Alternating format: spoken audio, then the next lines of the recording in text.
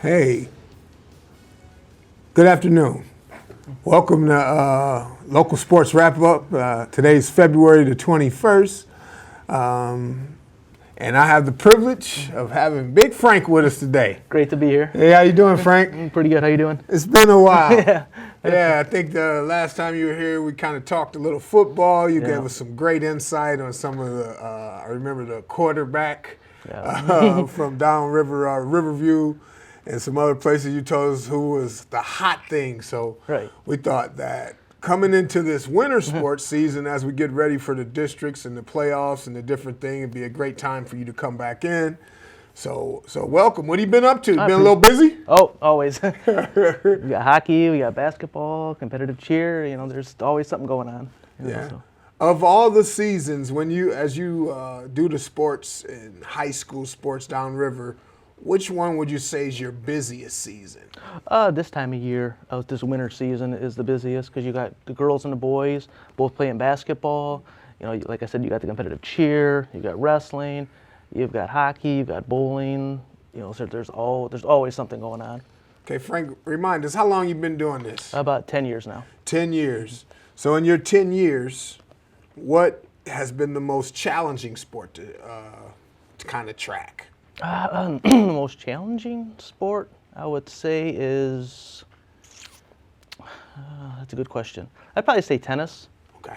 Just because it's really cold sometimes, you know, or those early games, and then some of the matches and tournaments you'll go on really long. Okay. So sometimes so tennis is spring, just like baseball and. The girls are in the spring, the boys are in the fall. Okay. And that's unfortunate that the boys are in the fall. I know that we had a kid named Paul Cruz back in the late 80s from Ipsy. He was a really good tennis player, but he'd been a phenomenal football player. But he had to choose one or the other. So Right. it was kind of, he went to the Naval Academy on a tennis scholarship. So I think he picked the right one for himself. Oh, yeah. But that's definitely challenging. And I would think that this time was challenging just because of the weather. And you don't know exactly what you're going to get here in Michigan. So if you got to go down to Grosse Ile or Riverview or something like that, it seemed like it'd be kind of taxing to get up and down the highway during this time. Right. Football, I would say, is probably the most challenging in terms of actually at the game because I have so much going on. I have to take pictures. I have to keep track of notes and stats and then interviews afterward. But overall, you know, I would say that's probably not the most challenging. So when you're, and that's a good point. So when you're doing football, are you in the booth or are you down on the sideline, or it kind of depends on what venue you're at? Most of the time I'm down on the field because I have to take pictures. Okay. So most of the time I'm down on the sideline. And so yeah, I could see that could definitely be a challenge, keeping notes while you're on the sideline and taking pictures. I don't have that bird's eye view that somebody, that an announcer does up in the booth, or you know somebody with video camera that they do. Right. So today's technology, does that help you a lot though? Like I use my phone. I just say a little message into my notes. Is that kind of how you? It does. Like say for interviews, like say when I first started, smartphones were just I think coming into play. So I was still using an actual manual recorder. So it was digital, but you know I would still have to take that, load that onto a computer from there, as opposed to now I can email this to myself. I can upload the audio file to the cloud. Got you. You know, there's so many different ways to do things now, and also with Twitter and Facebook and everything, you can keep people updated, you know, to the second, as to what's going on in a game. When you're taking pictures at games, are you uploading to Twitter right away? Are you doing it real time? Or? Yes, to post on the Twitter. Yes, Gotcha. I usually, at very least, I try and at least put out a score per quarter. Okay. At very least. No, that's good. No, Frank, we're glad you're here. And Great to be here. You're kind of, we were going to start off on the ice because hockey is really jumping in towards the playoff mix. Yeah. We've been talking about it for a few weeks, how Wyandott's kind of like this, I guess they're a band of brothers that are band together with 12 players total. Right. And they only got 2 goalies, so they've been getting a lot of shift time. Why don't you give us a little insight on what's going on in hockey downriver? Like you said, Wyandotte, has had they've really made the most of what they've had this year. They have 14-11. You've got William Heskett, who's led the state with 47 goals. I believe he has 17 assists, something like that.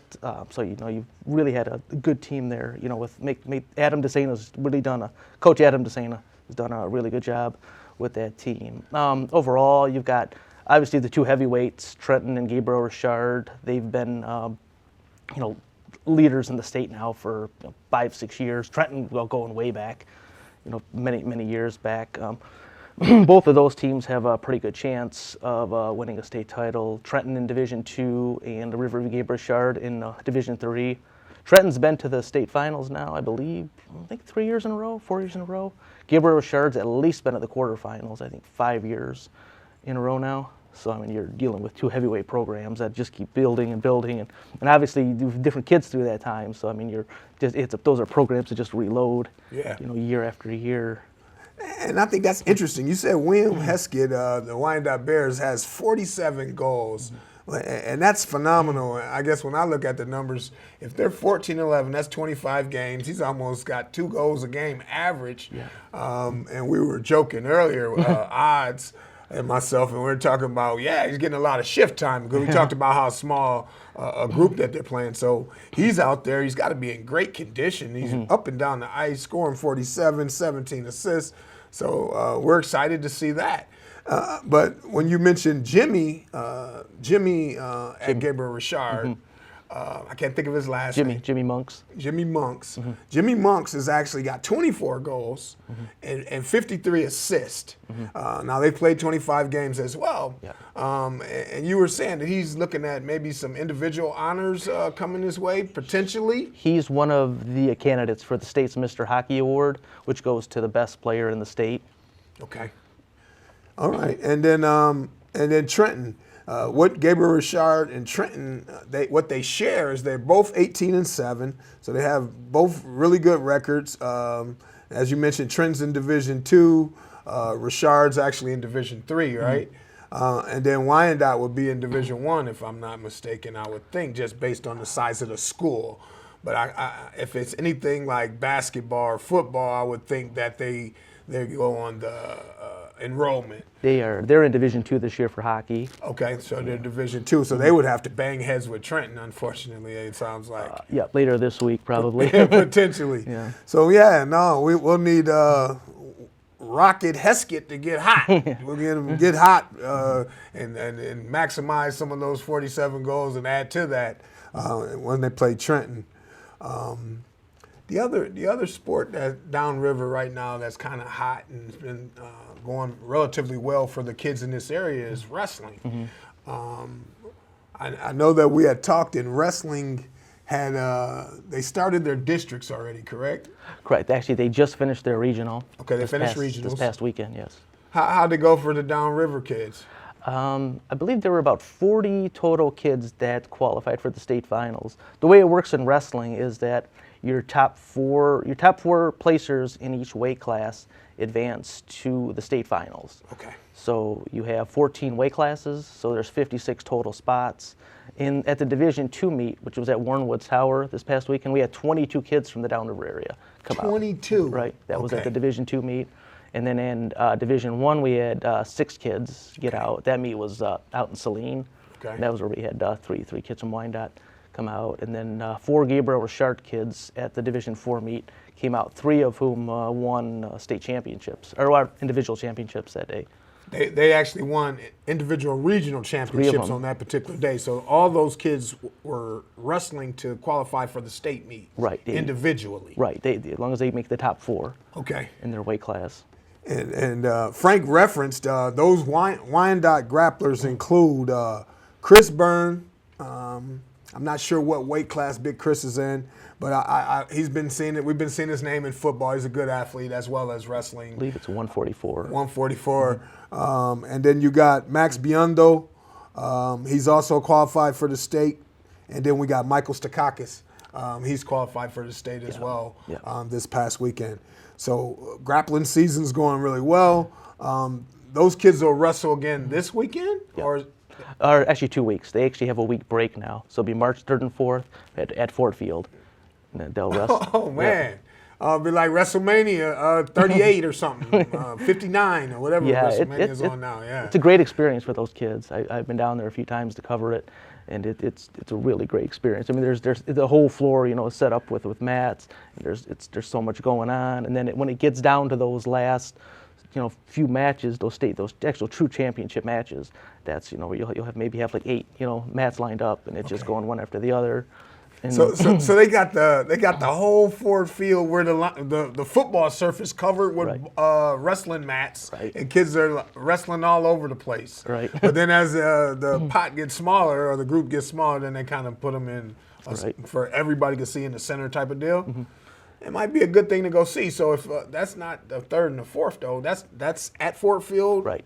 At Ford Field, March 3rd and 4th, and you got at least 3 Wyandotte wrestlers down there, and potentially probably 10 other kids from downriver. So it'd be a good opportunity to go and support them, as well as see a great venue for almost anything, football, concerts, and then I guess high school wrestling as well. It's a lot of fun, especially when some of those kids win. I've seen them just go crazy. They jump into the coach's arms. They do somersaults and flips. It's a lot of fun. Yeah, I'm a big, and you're too young for this, but Vision Quest. Right, Vision Quest was like a wrestling movie when we were kids, and I thought it was phenomenal how that kid ended up fighting all odds to win.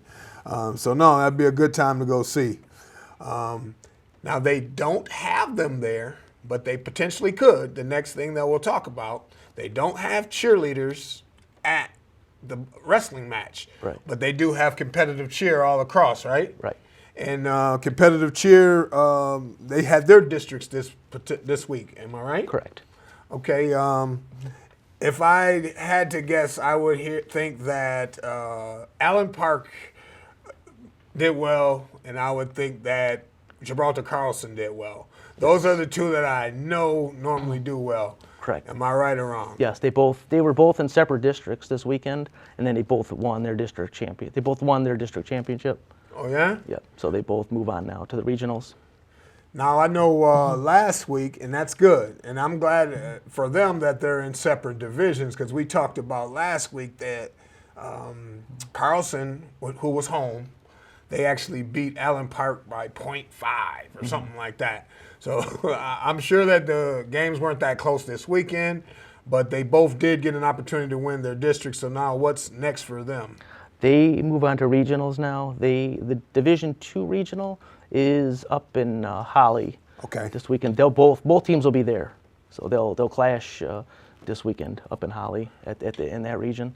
Okay. So they'll be the two favorites, obviously, to finish 1-2 coming out of that region, and then we've also got nearby Dearborn Divine Child is in there. Southgate Anderson will be up there, and Trenton will be up there from our area. Okay. All those competitions are in Holly, though. That particular region. That particular region is in Holly. Okay. Mm-hmm. So from the breakdown, you're going to have Allen Park and Carlson in that region. Correct. And then Divine Child. Right. Divine Child. Oh, that's going to be a tough. Yeah, that's a heavyweight. That's probably the best one in the whole state in terms of talented teams. Right, because I want to say that Allen Park has won 3 in a row. Correct, yes, they have. They won 3 state championships in a row, so they're going for a 4-peat, which is kind of unheard of in this day and age. What about Wyandotte? Did they have a good showing this last week? They did. They won their district. They hosted on Friday night here at Roosevelt, and they ended up winning, and then Woodhaven came in second. So those two teams will move on now to regionals. Okay, so the top 2 teams in the district go on. The top 4. Top 4, right. But they came out of the Wyandotte district, basically, those two. Right. And then there'll be 4 altogether going from this area to regionals. Yep, and that regional is up at Troy Athens. Okay. Well, that's not bad. That's not a bad commute. You figure 35 miles or so up 75, you can get to Troy and support the Lady Bears competitive cheer team. That'll be good. What else happens? It's almost March, Frank. Yeah. So what about hoops? Yeah. Yeah, we had some solid hoops action downriver this year too. We've had, I guess, starting with the girls, Riverview. Riverview's had a phenomenal season. I believe they're 19-2, and then they finished 14-0 in the league. And they are on a 41-game winning streak in the league.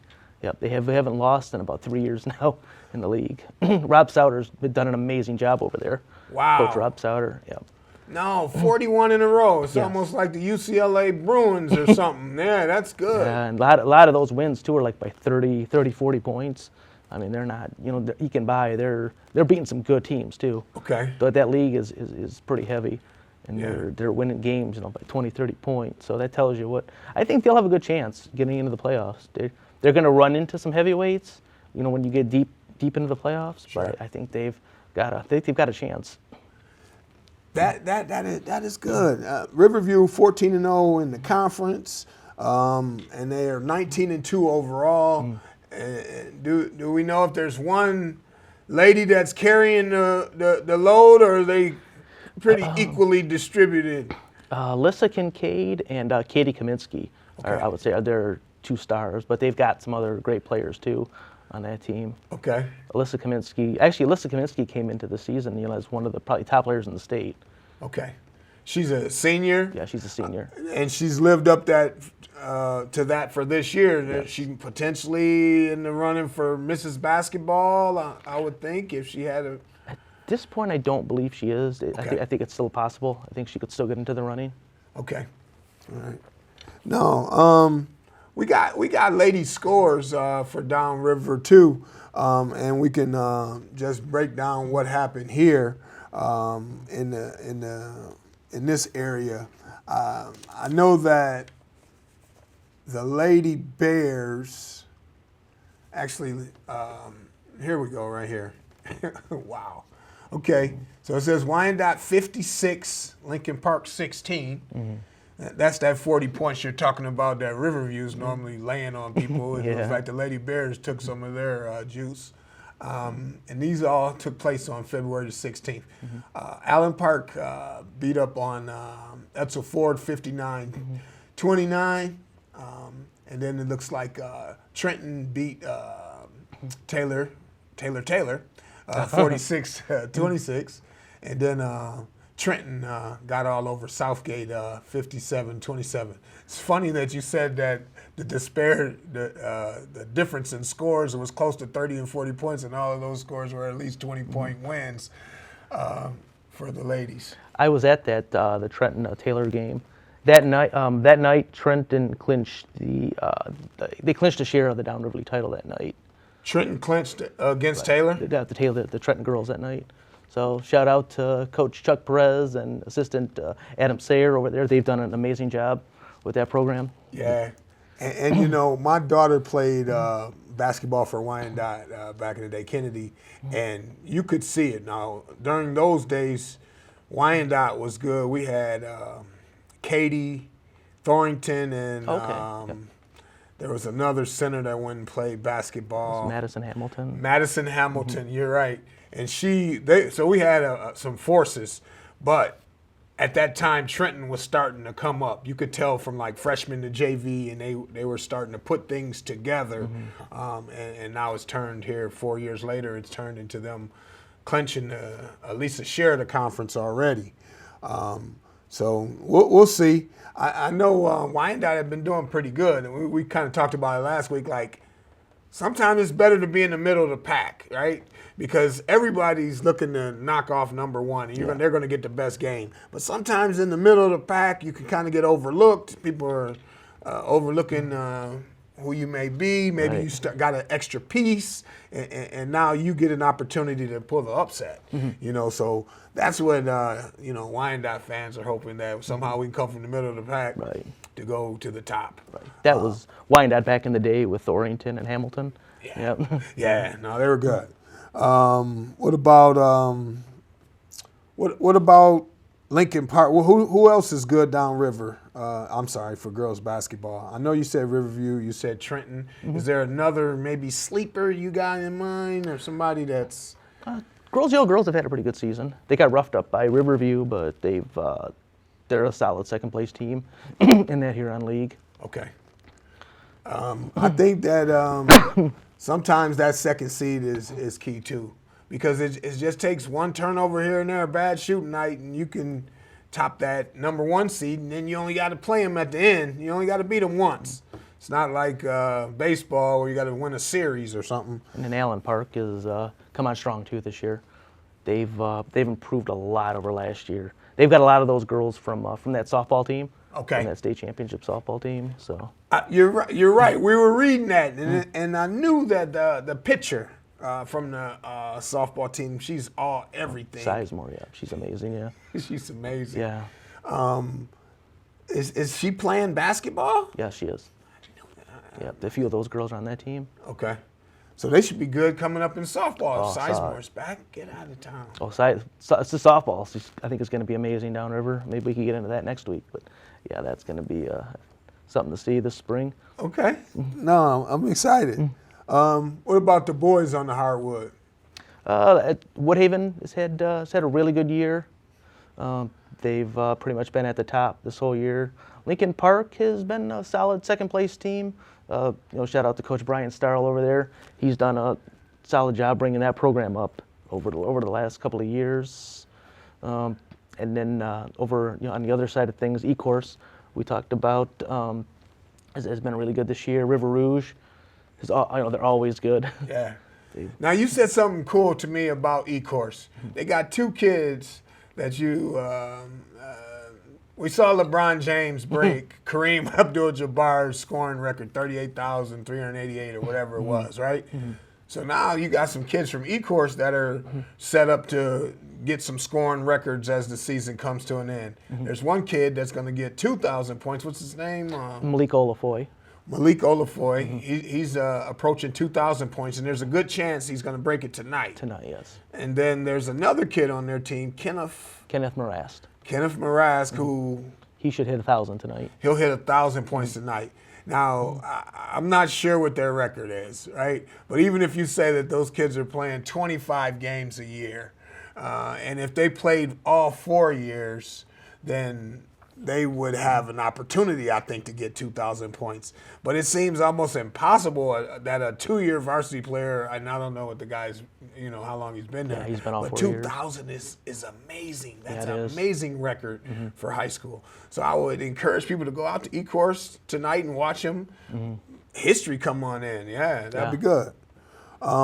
And you mentioned Lincoln Park. We actually had an opportunity to go to the Lincoln Park Wyandotte basketball game. Okay. And what we saw is that they're really athletic.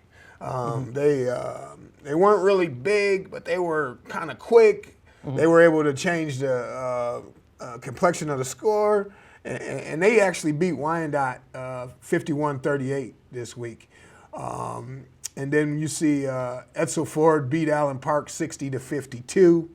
Woodhaven, you talked about the domination for them, and there's 75-44 over Southgate. And then Trenton lost in OT to Taylor by 9. That's a big difference in overtime. 9 points. They outscored them. Must have been a lot of fouls or somebody hit some threes or something. You only get 4 minutes, so yeah, that's quite that's a pretty, bit it's quite a bit of difference. But if I said that I thought Lincoln Park looked really athletic, who have you seen that you that sticks out downriver this year in boys basketball? Woodhaven really impressed me because they play so well as a team. They really don't have that one guy that's really putting up all the points that they really rely on. They really play well as a team. Okay. That's probably one of the best I've seen in a while. Just a whole cohesive unit, right. And they're getting up and down and around. Right. They've had they had a guy foul out the game I was at a couple of weeks ago. They picked right up without him on the court. Okay. So I think that's.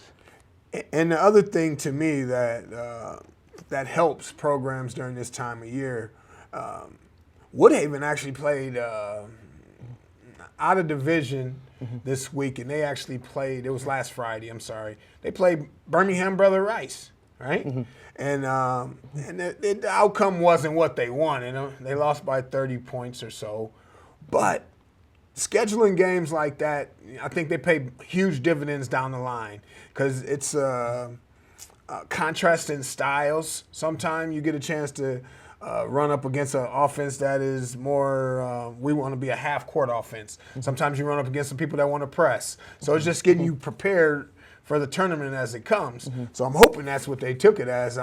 Because they have been mopping up on people in the Downriver League pretty much. So I think that it was good for their coach to go out and get them an extra game against somebody that has a quality team. What do you think? I think so.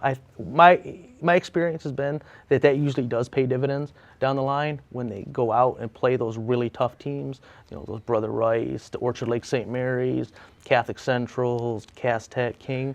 You go out and schedule those kind of games. I think, you know, like you said, you see the different styles of play. You see what, you know, really what's out there. You know, the kids going up and dunking and hitting 5 threes in a row and things like that, things you may not always see. But, you know, even if you're losing, even if you're getting a little bit roughed up, I think it's good for you down the line. Yeah, because you're going to face those kids eventually. You hope so, right? You're hoping that you win your district, you win your regional, and then now there's the opportunity to play all kinds. So I just want to see what it takes. Maybe, and then we got film on it too, right? So now we got some film on us working against that defense or against that offense. Then we get an opportunity to see what we're made of, you know. But so I look forward to hearing more, man. Frank, I appreciate it. I can't even tell you. Please contact us at Local Sports Wrap Up and tell Frank how great he was, and tell him he should come back and join us again, because he's given us the meat. A lot of times I am every Sunday reading the paper, every Wednesday reading the paper. Appreciate it. Have a subscription online and things of that nature. So I'm hearing you. So it's good to talk to you about what's going on downriver. I really appreciate it. Thanks for coming, and hopefully you'll come again. But as we wrap up, you know, today it's been a information day. We've got a lot of information about what's going on with hockey, wrestling, cheer, boys and girls basketball, and hopefully tennis coming in the spring, but softball with the Sizemore girl. We look forward to continuing to connect with Frank, and we'd like to thank you guys for tuning in. And thanks a lot.